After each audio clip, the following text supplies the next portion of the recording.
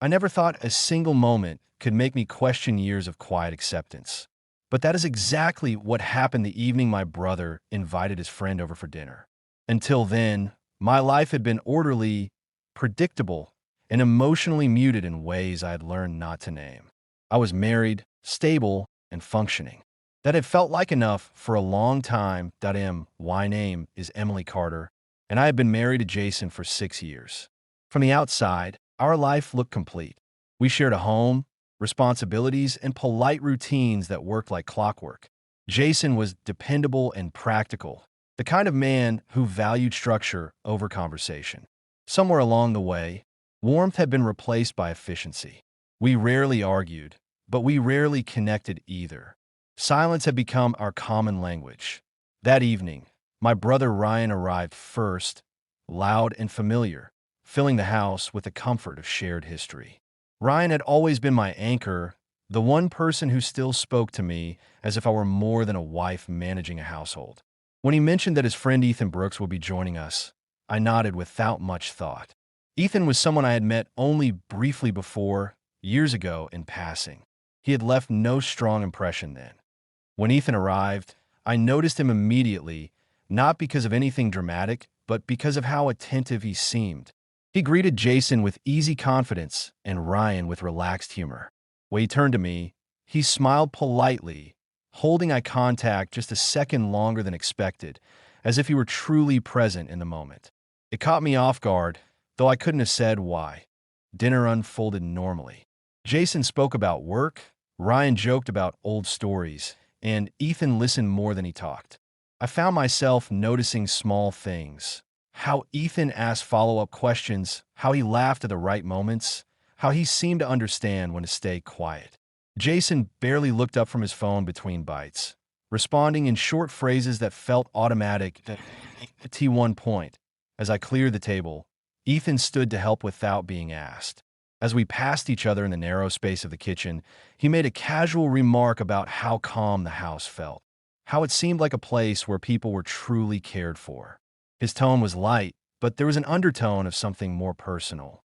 As he handed me a plate, his gesture lingered just long enough to feel misplaced, not overt, not dramatic, but enough to make me pause. That I stepped back, surprised more by my own reaction than by his behavior. Ethan immediately withdrew, his expression shifting to something restrained, almost cautious. He apologized softly, as if he sensed he had crossed a line he hadn't intended to approach. The moment passed quickly, unnoticed by anyone else, yet it stayed with me in a way I couldn't explain. For the rest of the evening, I was acutely aware of my surroundings. I noticed how Jason never asked if I needed help, how he seemed detached, even in familiar company. I noticed how Ryan spoke warmly about Ethan, trusting him without hesitation. And I noticed how Ethan avoided unnecessary closeness after that, keeping a respectful distance that somehow made the earlier moment feel heavier instead of lighter. Later that night, after Ryan and Ethan left, Jason went straight to bed without comment. There was no question about the evening, no shared reflection. I stood alone in the quiet kitchen, replaying the subtle exchange in my mind, wondering why it had unsettled me so deeply. It wasn't what Ethan had done that disturbed me most. It was how alive it had made me feel, how aware I suddenly was of what had been missing. That I told myself it was nothing. A misunderstanding, a fleeting discomfort amplified by my own emotional neglect. Yet the truth was harder to dismiss. That brief moment had revealed a vulnerability I had carefully ignored for years. It had exposed the fragile boundaries of a marriage sustained more by habit than intimacy. I turned off the lights and walked toward the bedroom. I realized that the evening had shifted something inside me. I hadn't acted, and nothing truly improper had happened. Yet the balance I relied on felt altered. I sensed that this was only the beginning of a quiet reckoning, one that would demand honesty I wasn't sure I was ready to face. In the days that followed, the house felt quieter than usual, as if it were holding its breath. Jason's routines remained unchanged, yet my awareness of them sharpened. He left early, returned late, and spoke in summaries rather than stories. When I asked about his day, his answers were efficient, almost rehearsed.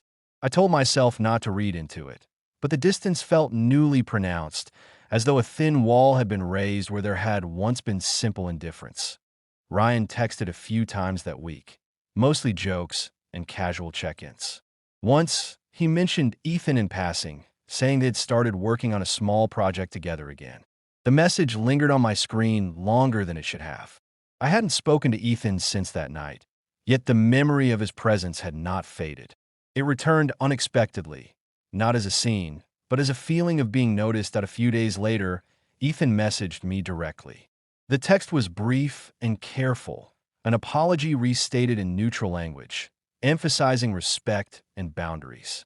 There was nothing inappropriate in his words, and that somehow made them harder to dismiss. I replied politely, assuring him there was no need for concern. The exchange should have ended there, but it didn't. Over the next few days, our conversations continued, always restrained, always aware of an invisible line neither of us named. Ethan asked about my interests, things I realized Jason had stopped asking years ago. I found myself answering honestly, surprised by how easily the words came. He listened, or at least responded as if he did, reflecting thoughts back to me in ways that made me feel understood. I noticed how I chose my words more carefully now, how I checked my phone with a quiet anticipation that unsettled me. At the same time, Jason grew more absorbed in his own world.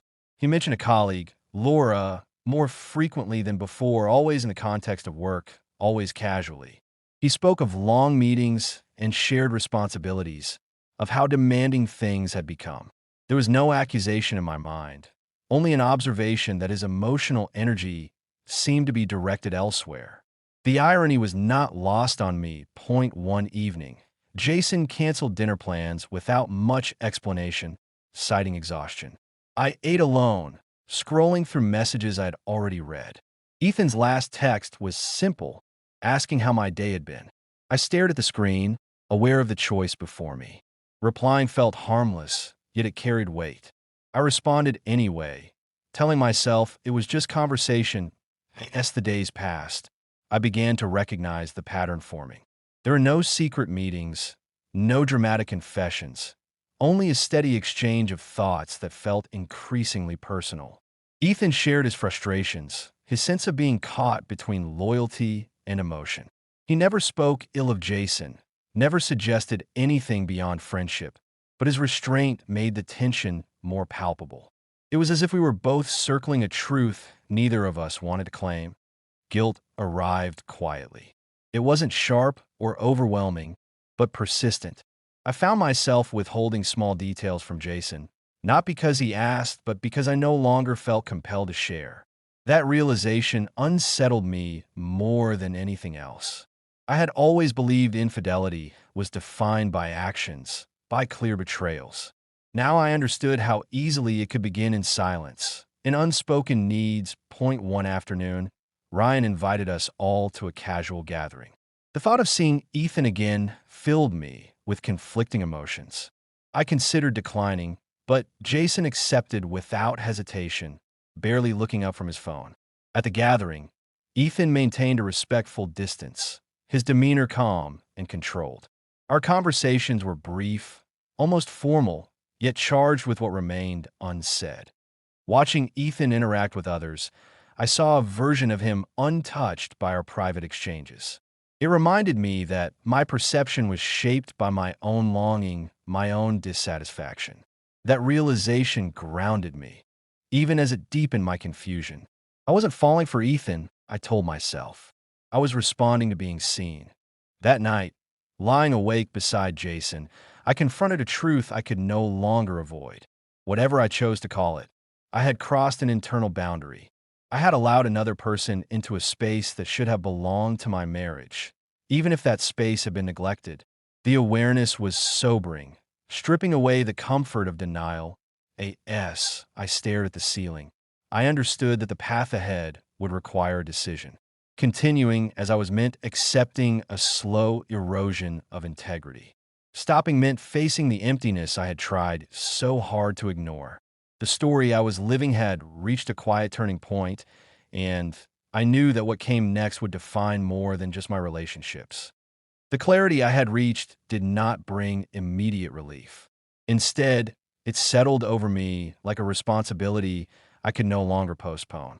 I moved through the next few days with deliberate awareness, measuring my words, observing my habits, and noticing how easily avoidance had become my refuge. Jason sensed the shift before I found the courage to address it.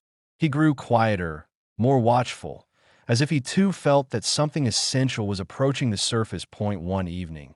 After dinner, I asked Jason to sit with me in the living room. The request alone seemed to surprise him. We hadn't shared intentional time like that in months. He agreed without resistance, though his posture remained guarded. He spoke slowly, choosing honesty over accusation. I told him I felt distant, unseen, and emotionally alone. I avoided names at first, focusing instead on the absence that had shaped my days. Jason listened, his expression tightening in ways I recognized as discomfort rather than anger. When he finally spoke, his voice was steady but restrained. He admitted he had sensed my withdrawal and responded by burying himself deeper into work. He mentioned Laura again, not defensively, but as an explanation. Their conversations, he said, had become a place where he felt understood without pressure. Hearing it aloud confirmed what I had already suspected. We were both reaching outward instead of inward. There was no dramatic confrontation, no raised voices. Just a quiet acknowledgement that something fundamental had been neglected. The realization was sobering, stripping away the illusion that blame could be placed neatly on one side. We had both participated in the slow unraveling, even if in different ways. The next day, I messaged Ethan. The decision to do so was not impulsive, but necessary. I thanked him for his honesty and kindness, then told him I needed to step back. I explained that whatever comfort our conversations had provided, they were no longer harmless. Ethan responded with understanding, his words careful and respectful. He agreed that distance was the right choice, expressing relief that clarity had finally been named. Ending the communication felt heavier than I expected, not because I was losing something tangible, but because I was letting go of a version of myself that had felt briefly awakened. Still, there was a quiet strength in that choice. It reminded me that restraint, too, could be an act of self-respect. Ryan remained unaware of the deeper undercurrents, and I was grateful for that. Preserving his trust felt important, a boundary I was determined not to cross. Life continued outwardly unchanged, yet internally, everything had shifted. The silence between Jason and me was different now. It was no longer empty, but charged with the possibility of truth. Jason and I began speaking more openly, not about solutions, but about realities. We acknowledged the years of emotional neglect and the comfort we had found elsewhere. There were moments of defensiveness and pauses filled with uncertainty, but there was also effort. For the first time in a long while, our conversations were not driven by routine, but by intention. I understood that honesty did not guarantee reconciliation. It only offered chance. Whether our marriage would heal or transform into something else remained uncertain. What mattered was that I was no longer hiding from my own needs or pretending that small compromises carried no cost. As I reflected on the events that had brought me here, I realized how deceptively simple the beginning had been. A gesture, a conversation, a feeling of being noticed. None of it dramatic on its own, yet powerful enough to expose the fractures beneath a carefully maintained life. Infidelity, I learned, does not always announce itself loudly. Sometimes it arrives quietly, asking only to be acknowledged. Standing at this crossroads, I felt neither victorious nor defeated. I felt aware. Whatever came next would be shaped by choices made with open eyes, not by drifting into comfort or temptation. The story was not over, but it had reached a moment of truth, one that would guide every chapter that followed.